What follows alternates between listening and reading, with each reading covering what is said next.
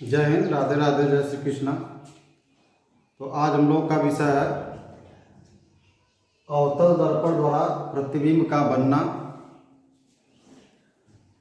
Image formation by A concave mirror. Friends, गोलीय दर्पण दो प्रकार के होते हैं, अवतल और उत्तल। जब प्रकाश का परावर्तन दर्पण के दबे हुए तल से होता है तो उसे कहा जाता है अवतल दर्पण, और जब प्रकाश का परावर्तन दर्पण के उभरे हुए तल से होता है तो उसे कहा जाता है उत्तल दर्पण। तो आज हम लोगों को अवतल दर्पण द्वारा किसी वस्तु का प्रतिबिंब कैसा बनता है, कहाँ बनता है, इन सभी बातों पर चर्चा करना है। तो आइए पहले हम लोग समझ लेते हैं अवतल दर्पण के बारे में। तो देखिए, यह एक अवतल दर्पण है। इसके उभरे हुए भाग पर हम लोग कालिक कर देते हैं, इसको या तो पॉलिश कर देते हैं, और दबे हुए भाग से प्रकाश का परावर्तन कराते हैं। और अवतल दर्पण प्रकाश को, अपने ऊपर गिरने वाले प्रकाश को किसी बिंदु पर एकत्रित करने का काम करता है, फोकस करने का काम करता है। अतः अवतल दर्पण को अभिसारी दर्पण भी कहा जाता है। आपको सर पीछे के लेक्चर में बताए हैं कि प्रकाश पुंज तीन प्रकार के होते हैं, समांतर प्रकाश पुंज, अभिसारी प्रकाश पुंज और अपसारी प्रकाश पुंज। तो जब प्रकाश किरणें किसी एक ही बिंदु पर आकर टकराती हैं तो किरणों के समूह को अभिसारी किरण पुंज कहते हैं। अब यहाँ पर चूंकि अवतल दर्पण परावर्तन के पश्चात प्रकाश किरणों को एक जगह पर एकत्रित करने का काम करता है, अतः अवतल दर्पण को अभिसारी दर्पण भी कहा जाता है।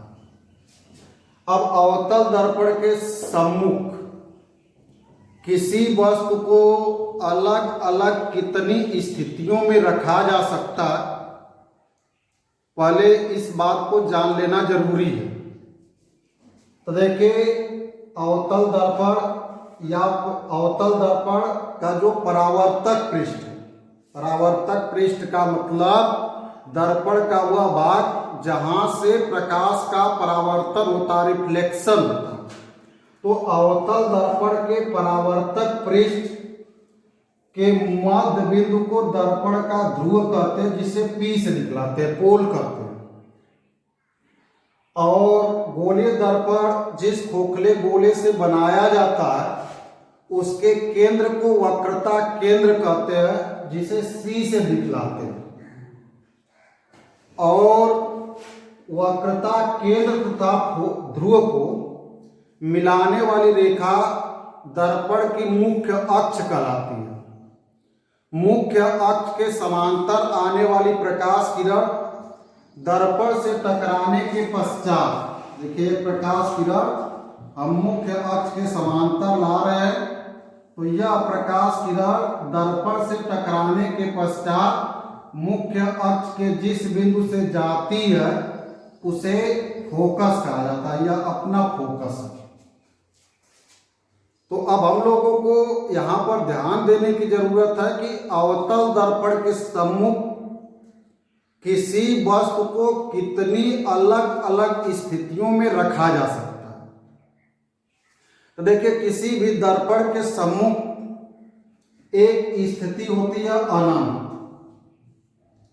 अनंत वस्तु की वह स्थिति होती है जब वस्तु दर्पण से बहुत अधिक दूरी पर होती है। जब कोई वस्तु दर्पण, आगे आप लेंस भी पढ़ेंगे, तो जब कोई वस्तु दर्पण अथवा लेंस से अधिक दूरी पर रहेगी, काफी दूरी पर रहेगी, तो उस स्थिति को हम लोग अनंत से दिखलाएंगे। दूसरी स्थिति आपकी बनती है अनंत और वक्रता केंद्र के बीच की स्थिति, से हमने 2 नंबर से लिखा हुआ है। तीसरी स्थिति खुद वक्रता केंद्र हो जाता है। चौथी स्थिति वक्रता केंद्र और फोकस के बीच की है। पांचवी स्थिति फोकस पर है और जो छठी स्थिति है फोकस और ध्रुव के बीच होती है। तो हम लोग किसी भी वस्तु को अवतल दर्पण के सम्मुख इन 6 स्थितियों में रखते हुए वस्तु के प्रतिबिंब को बना सकते हैं। पहली स्थिति है जब वस्तु को हम अवतल दर्पण के सम्मुख अनंत दूरी पर रखेंगे। अनंत दूरी का तात्पर्य दर्पण से काफी दूरी पर जाकर रखेंगे। दूसरी स्थिति वस्तु को हम लोग अनंत और वक्रता केंद्र के बीच में कहीं पर रख सकते हैं। तीसरी स्थिति होगी वक्रता केंद्र पर। चौथी है वक्रता केंद्र और फोकस के बीच। पांचवी फोकस पर और छठी होती है फोकस और ध्रुव के बीच। तो इन 6 स्थितियों का इमेज आपके मन मस्तिष्क में स्पष्टता बनना चाहिए। आप किसी प्रश्न का उत्तर सटीक ढंग से तब दे पाएंगे जब वह प्रश्न आपके मन में, आपके मस्तिष्क में सटीक ढंग से बैठेगा। जब प्रश्न को आप आत्मसात करना सीख जाएंगे तो फिर उत्तर की तलाश के लिए आपको कहीं बाहर नहीं भटकना होगा, बल्कि आपके मस्तिष्क से ही उसका जवाब निकल कर आएगा। तो चलिए अब स्टार्ट करते हैं हम लोग। अच्छा, किसी भी वस्तु का प्रतिबिंब बनाने के लिए हमें यहाँ पर कुछ रूल्स को फॉलो करना पड़ता है। पहला रूल कहता है कि यदि कोई प्रकाश किरण अवतल दर्पण पर मुख्य अक्ष के समांतर लाई, यदि कोई प्रकाश किरण अवतल दर्पण पर मुख्य अक्ष के समांतर आपतित कराई जाए तो वह प्रकाश किरण रिफ्लेक्शन के बाद, परावर्तन के बाद फोकस से होकर जाएगी। यह आपका पहला रूल है कि जब कोई प्रकाश किरण अवतल दर्पण पर मुख्य अक्ष के समांतर आपतित कराई जाएगी तो वह रिफ्लेक्शन के बाद, परावर्तन के बाद कहां से होकर जाएगी? फोकस से होकर जाएगी। यब से आप उसको ले जाएंगे। दूसरा रूल कहता है कि जब कोई प्रकाश किरण फोकस से आती हुई अवतल दर्पण से टकराती है तो टकराने के पश्चात मुख्य अक्ष के समांतर हो जाती है। देखिए यहां पर एक प्रकाश किरण है जो कि कैसे जा रही है? फोकस से होते हुए अवतल दर्पण पर आकर टकरा रही है। तो टकराने के पश्चात यह क्या होगी? मुख्य अक्ष के समांतर चली जाएगी। यह रूल नंबर 2 है। तीसरा रूल कहता है कि यदि कोई प्रकाश किरण वक्रता केंद्र से जाते हुए दर्पण से टकराती है तो टकराने के पश्चात अपने मूल मार्ग पर वापस लौट आती है।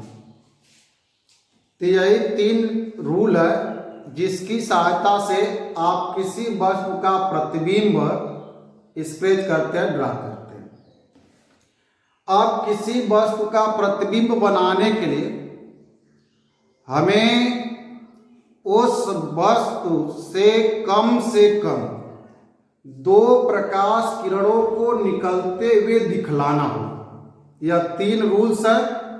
अब इन तीनों रूल्स में से किन्हीं 2 का पालन करते हुए हमें, चलिए, तो तीसरा रूल्स कहता है कि जब कोई प्रकाश किरण अवतल दर्पण पर वक्रता केंद्र से ले जाते हुए आपतित कराएंगे तो वह दर्पण से टकराने के पश्चात अपने मूल मार्ग पर वापस लौट आएगा। इन्हीं 3 नियमों का पालन करते हुए हम किसी वस्तु का प्रतिबिंब बनाएंगे। और जब किसी वस्तु का प्रतिबिंब बनाना होगा तो हम उस वस्तु से निकलती हुई कम से कम 2 प्रकाश किरणों को दर्पण से टकराएंगे और उन प्रकाश किरणों को दर्पण से टकराते समय हम इन्हीं तीनों नियमों का पालन करेंगे। या तो उस किरण को मुख्य अक्ष के समांतर ले जाएंगे, या तो उस किरण को फोकस से ले जाएंगे, या तो वक्रता केंद्र से ले जाएंगे। यदि किरण को मुख्य अक्ष के समांतर ले जाएंगे तो दर्पण से रिफ्लेक्शन के पश्चात वह किरण फोकस से होकर जाएगी। यदि किरण को फोकस से ले जाएंगे तो रिफ्लेक्शन के पश्चात मुख्य अक्ष के समांतर हो जाएगी। और यदि किरण को वक्रता केंद्र C से लेकर जाएंगे तो रिफ्लेक्शन के पश्चात प्रकाश किरण अपने मूल मार्ग पर वापस लौट आएगी। तो आइए, अच्छा एक चीज यहाँ पर और है कि अब हमसे किसी भी प्रतिबिंब के बारे में कौन कौन से क्वेश्चंस पूछे जा सकते हैं। तो जब भी एग्जाम्स में प्रतिबिंब के बारे में प्रश्न बनते हैं तो वह 4 पॉइंट होते हैं। पहला पॉइंट है कि प्रतिबिंब की स्थिति क्या होगी, प्रतिबिंब दर्पण के सम्मुख कहां पर बनेगा। दूसरा पॉइंट है प्रतिबिंब की प्रकृति क्या होगी। प्रकृति का तात्पर्य बनने वाला प्रतिबिंब वास्तविक बनेगा कि आभासी बनेगा, रियल होगा या वर्चुअल होगा। इसके बाद प्रतिबिंब का आकार, साइज पूछा जाता है। और नेक्स्ट है प्रतिबिंब का विन्यास। विन्यास का मतलब प्रतिबिंब उल्टा बनेगा या सीधा बनेगा। देखिए एक चीज और है, जो प्रकृति और विन्यास है ये दोनों एक दूसरे से जुड़े हुए हैं। प्रकृति और विन्यास एक दूसरे से जुड़े हुए हैं। जब वस्तु की प्रतिबिंब की प्रकृति वास्तविक होगी तो उसका विन्यास उल्टा होता है, और जब प्रकृति आभासी होगी तो विन्यास सीधा होता है। क्योंकि आभासी प्रतिबिंब का मतलब उसे हम काल्पनिक प्रतिबिंब कहते हैं। और जो कल्पनाएं होती हैं, जो कल्पना होती है वह सीधी डायरेक्शन में चलती है। जब हम काल्पनिक दुनिया में जाते हैं तो हम यही सोचते हैं कि काश हम धनवान होते, या हम अच्छे नंबरों से पास होकर दिखाएंगे, हम फला अधिकारी बनकर दिखाएंगे। क्या आप ऐसी कल्पना करते हैं कि भगवान करे कि हम गरीब हो जाएं, भगवान करे कि हम फेल हो जाएं, भगवान करे कि हमारा एक्सीडेंट हो जाए? ऐसी कल्पना कोई करता? नहीं करता।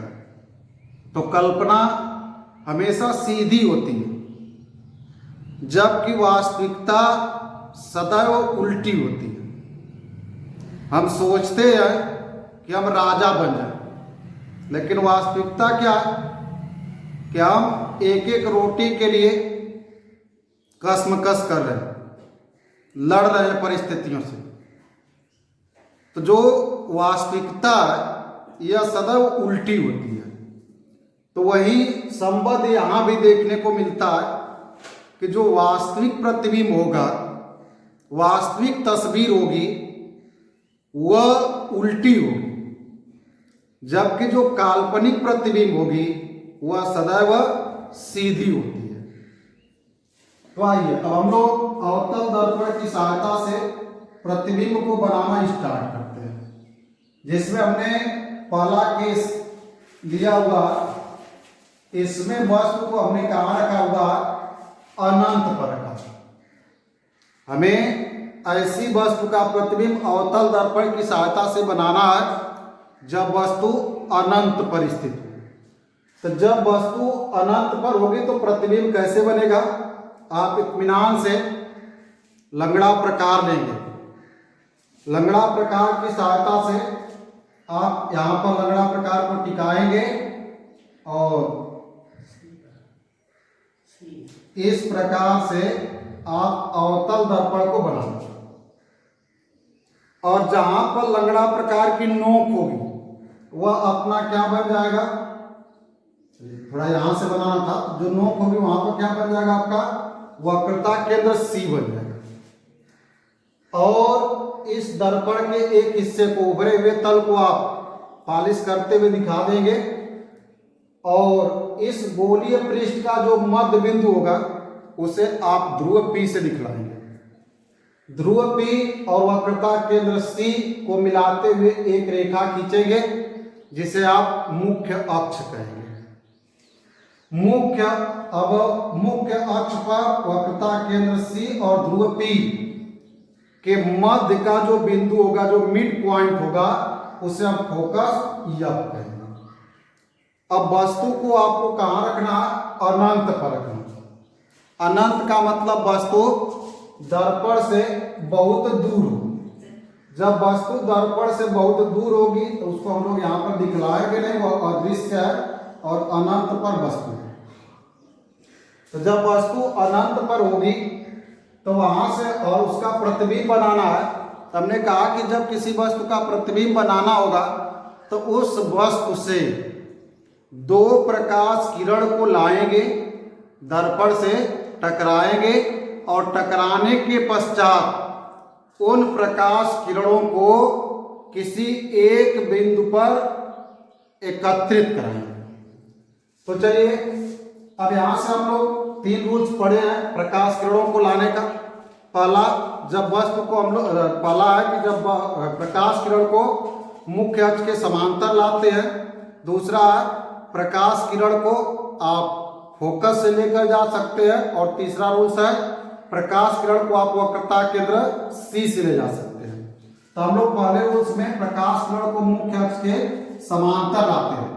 तो जब प्रकाश किरण मुख्य अक्ष के समांतर आएगी, दर्पण से टकराएगी, तो टकराने के पश्चात कहां से होकर जाएगी, फोकस F से जाएगी।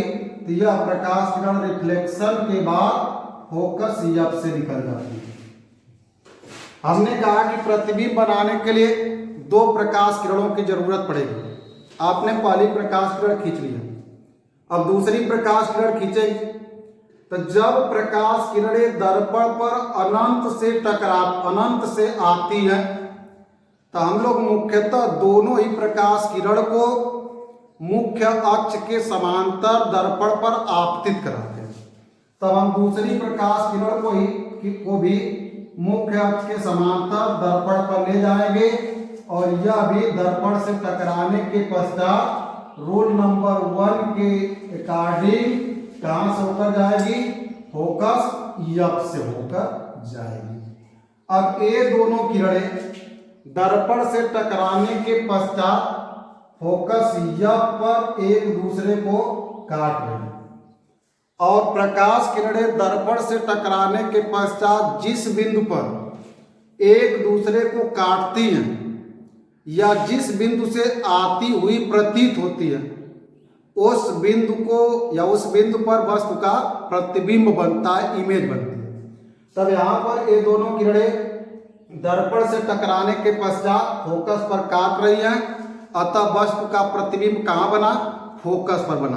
अब आपको हमने बतलाया कि किसी भी प्रतिबिंब से संबंधित 4 प्रश्न हम लोगों से बार बार पूछे जाएंगे कि प्रतिबिंब की स्थिति क्या है, प्रतिबिंब की प्रकृति क्या है, प्रतिबिंब का आकार क्या है और प्रतिबिंब का विन्यास क्या है। यही 4 प्रश्न आपसे हर बार पूछे जाएंगे। तो अब स्थिति का मतलब कि रिफ्लेक्शन के पश्चात प्रकाश किरणें किस बिंदु पर एक दूसरे को काट रही हैं, वही प्रतिबिंब की स्थिति को दिखलाएगा। तो यहाँ पर स्थिति कहाँ है, फोकस पर। तो देखिए स्थिति है फोकस पर। और चूंकि प्रकाश किरणें यहाँ पर एक दूसरे को वास्तव में काट रही है तो प्रतिबिंब अपना बनेगा वास्तविक। और हमने कहा कि प्रकृति और विन्यास में काफी गहरा संबंध होता है। जो वास्तविकता होती है सदैव उल्टी होती है और जो कल्पना होती है सदैव सीधी होती है। तो इस प्रकार से जब प्रतिबिंब वास्तविक बना तो विन्यास आपका बनेगा उल्टा और यहाँ पर बिंदु के अतिरिक्त हमें कुछ मिल नहीं रहा, अर्थात जो आकार है प्रतिबिंब का वह बिंदु जैसा या बहुत छोटा होता है। तो यह पहला आपका इमेज रहा। दूसरी स्थिति को हम लोग देखेंगे, केस नंबर 2। इसमें हम लोग वस्तु को क्या करते हैं, अनंत तथा वक्रता केंद्र C के बीच में रखते हैं।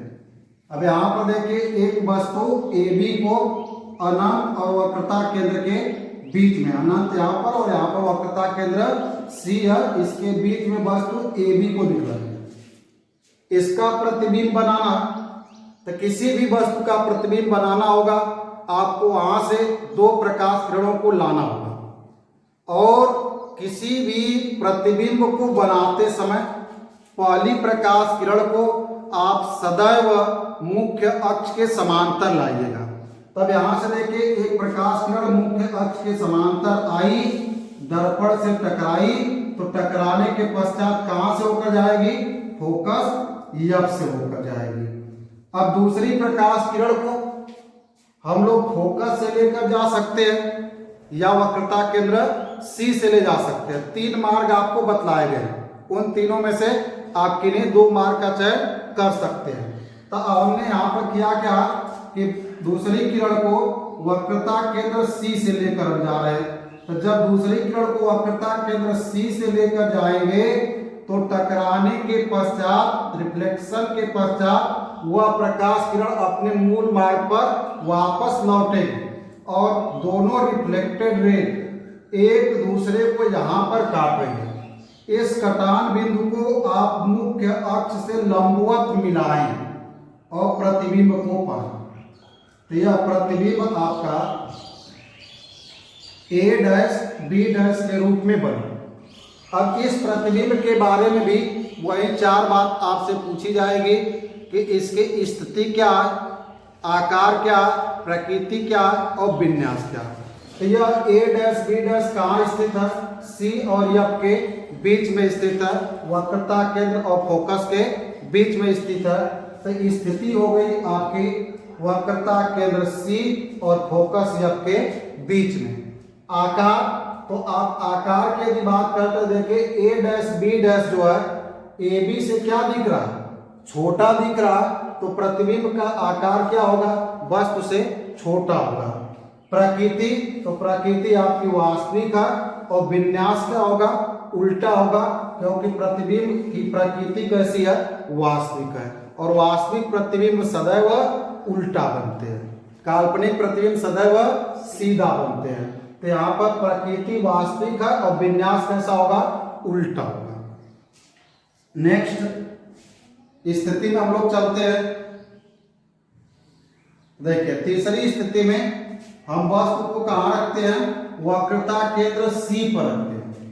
तो यहाँ पर एक वस्तु AB को वक्रता केंद्र C पर रखा गया, और जब वस्तु AB को वक्रता केंद्र C पर रखते हुए प्रतिबिंब को बनाएंगे तो पहली किरण को मुख्य अक्ष के समांतर ले जाएंगे, और जब पहली किरण मुख्य अक्ष के समांतर जाएगी तो दर्पण से टकराने के पश्चात कहां से होकर जाएगी, फोकस F से होकर जाएगी, और तब दर्पण पर मुख्य अक्ष के समांतर आने वाली प्रकाश किरणें रिफ्लेक्शन के पश्चात फोकस F से होकर जाती है।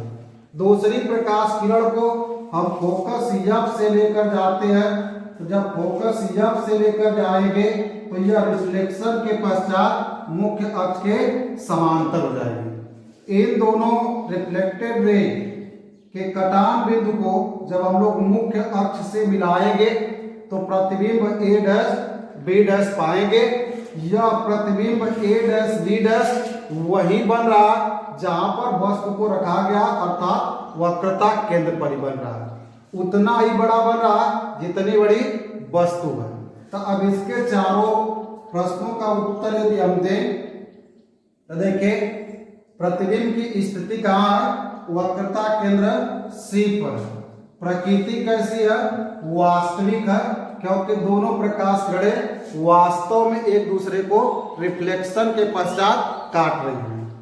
आकार क्या है, वस्तु के बराबर है, और विन्यास, तो जब प्रकृति वास्तविक हुई तो विन्यास कैसा हो जाएगा आपका, उल्टा हो जाएगा। तो इस प्रकार से हम लोगों ने अवतल दर्पण के सम्मुख जो 6 स्थितियों का चुनाव किया था, उनमें से 3 स्थितियों पर वस्तु को चिन्हित करते हुए हमने प्रतिबिंब को बनाया। बची हुई 3 स्थितियों पर चर्चा हम लोग नेक्स्ट सेशन में करेंगे।